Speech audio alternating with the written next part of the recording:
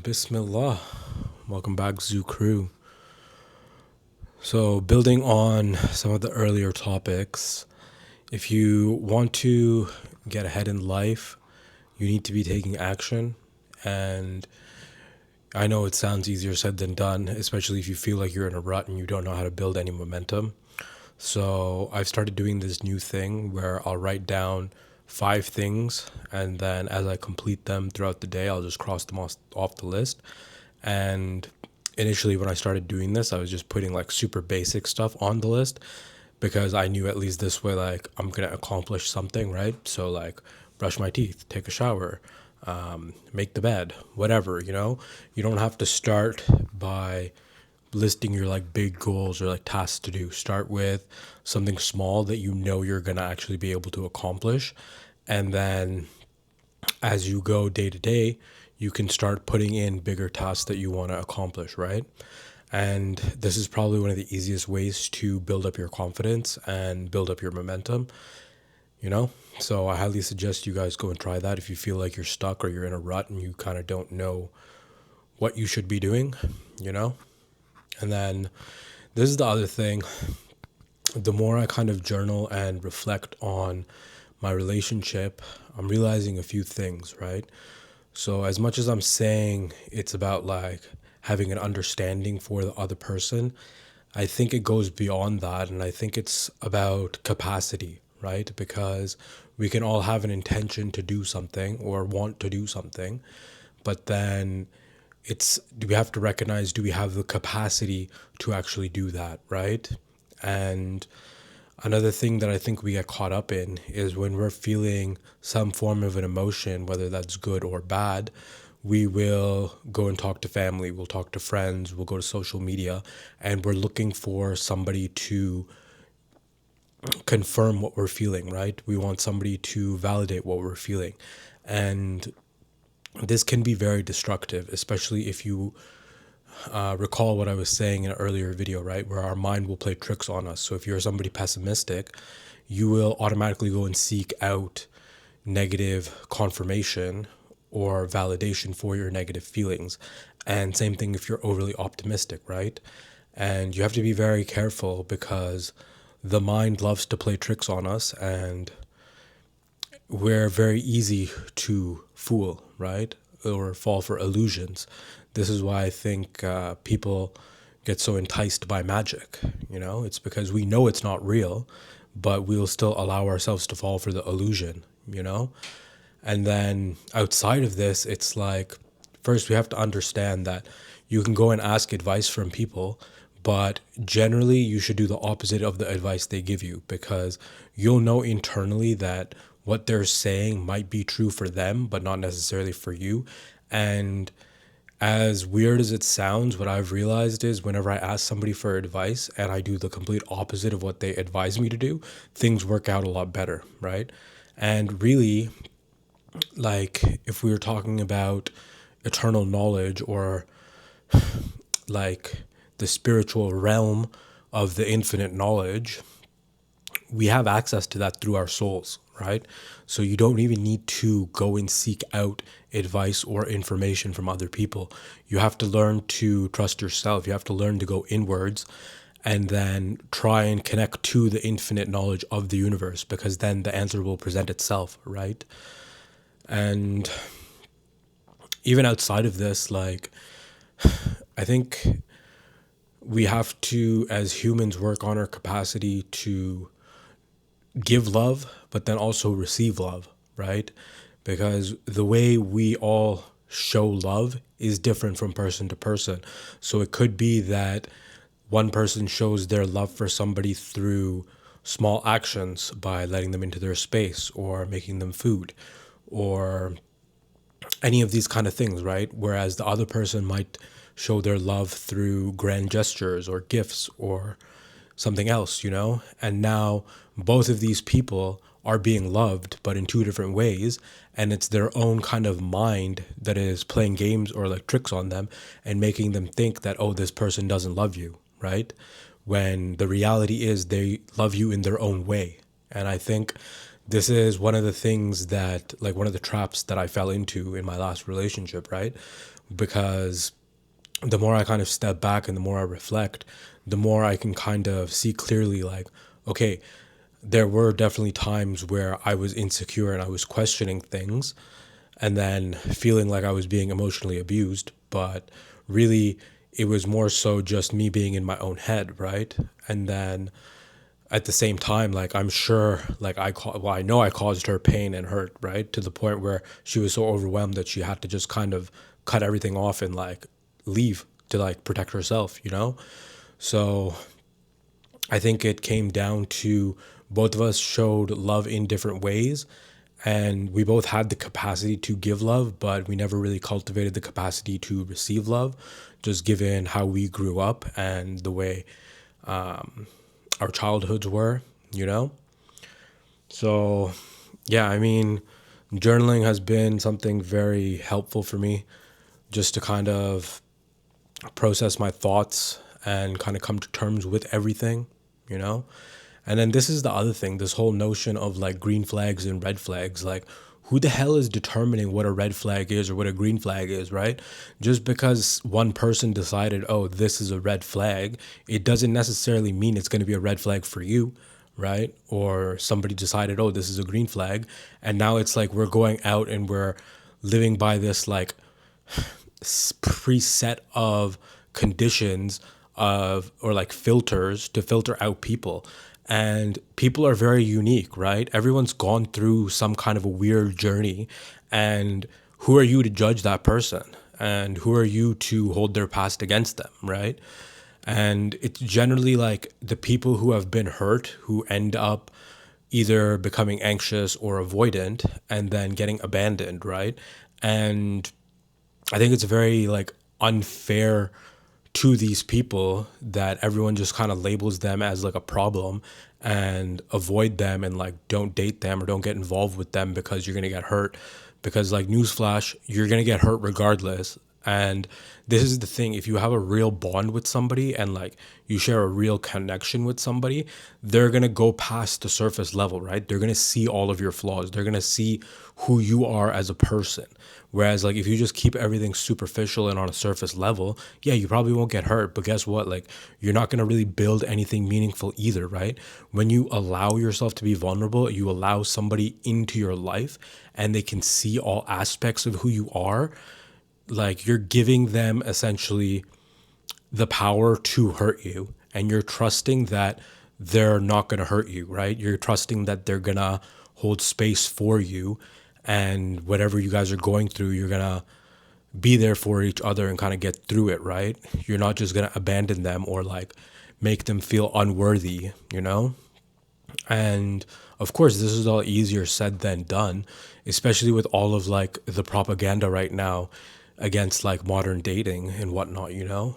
And really, I think like if people skipped this whole notion of like needing to date and just like met each other, realized like, okay, yeah, we vibe, like I like you, you like me, let's just get married. And now you're like committed to being with this person, you're gonna find a way to work things out. You're gonna find a way to get through everything, right?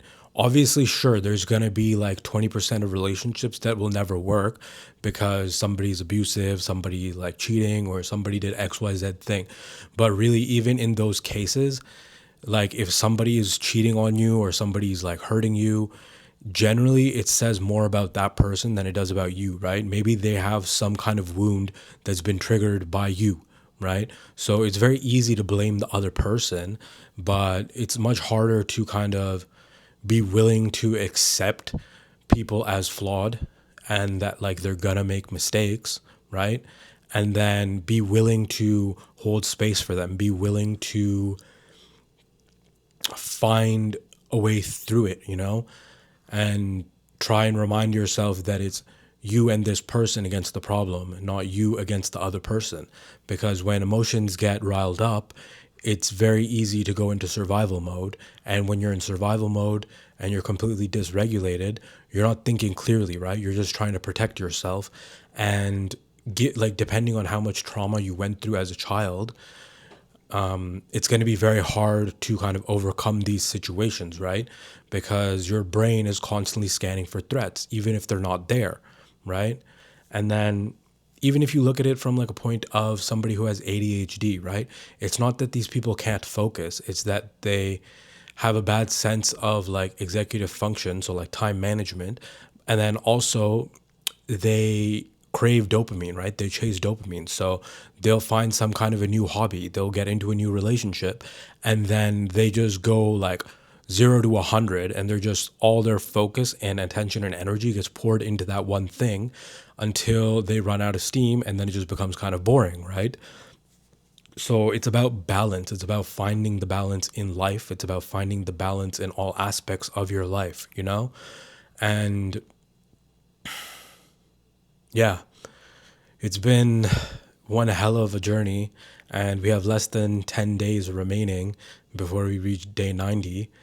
And, like, all in all, I'm kind of coming to peace with everything. And, like, of course, like, I miss Mina, and I wish that we could have found a way to make things work.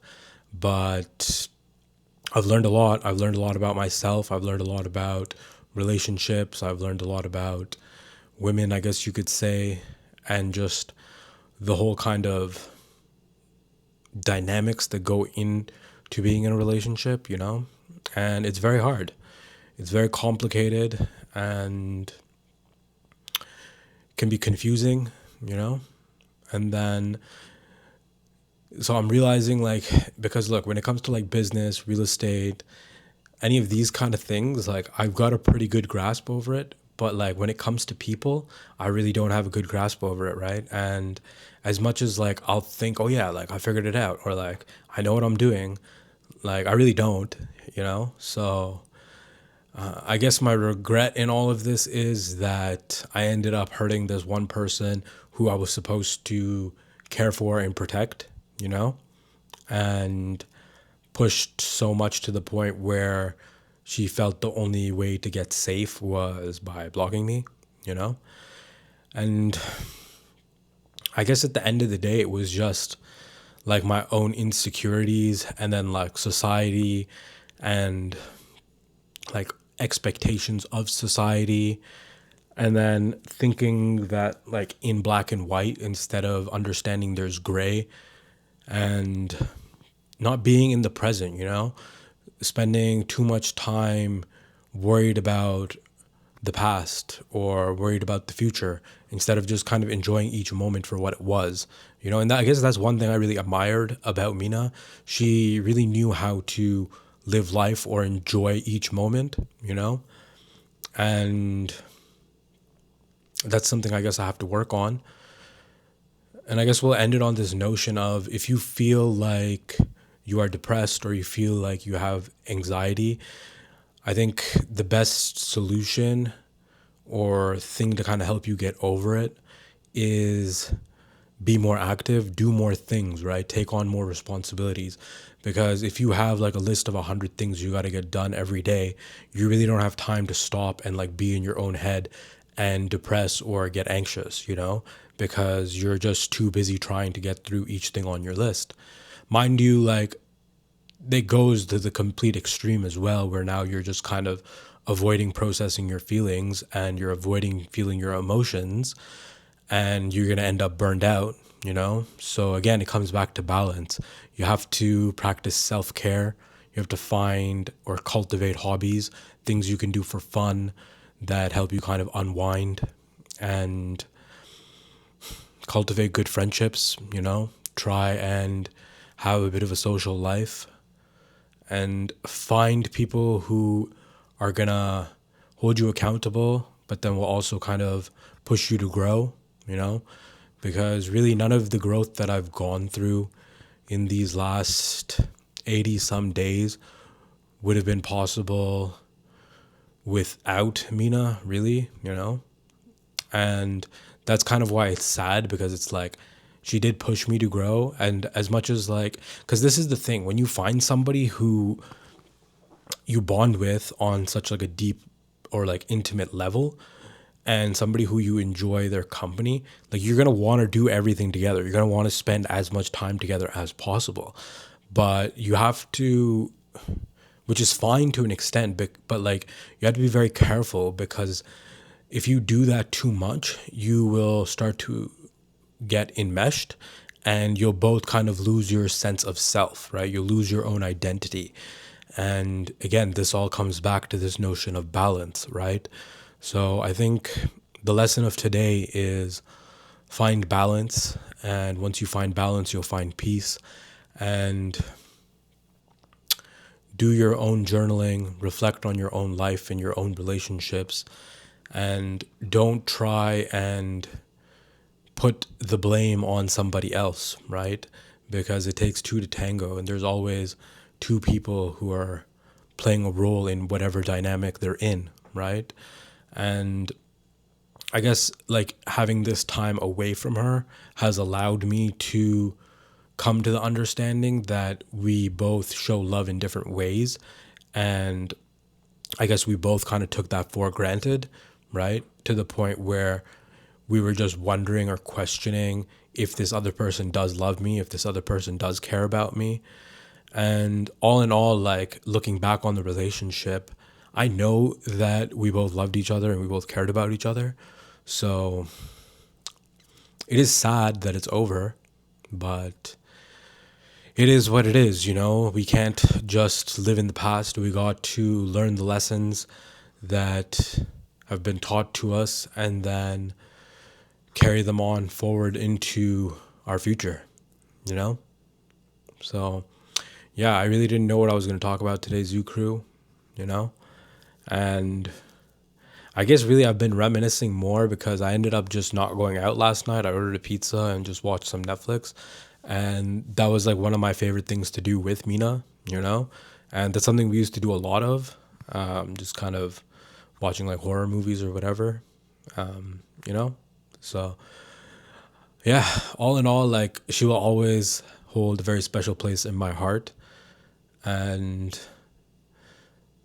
I guess I'm kind of sad or upset with myself for the way I treated her at the end, because I got in my own head and I was feeling all kinds of different things, and then I guess my own insecurity took over and I wanted her to feel like small and worthless, to like show to her like I'm the most valuable person or like I'm the best thing she'll ever meet, you know? And it was pathetic and like cruel on my part.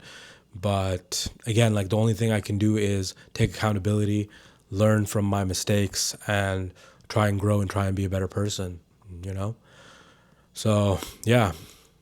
I mean, the bright side of all of this is I've learned, I guess, or hopefully I've learned a lesson, and the YouTube channel is growing. So hopefully those of you watching this can also learn from my mistakes so you don't end up causing pain or hurting somebody important to you, you know? So yeah, peace out, Zoo Crew.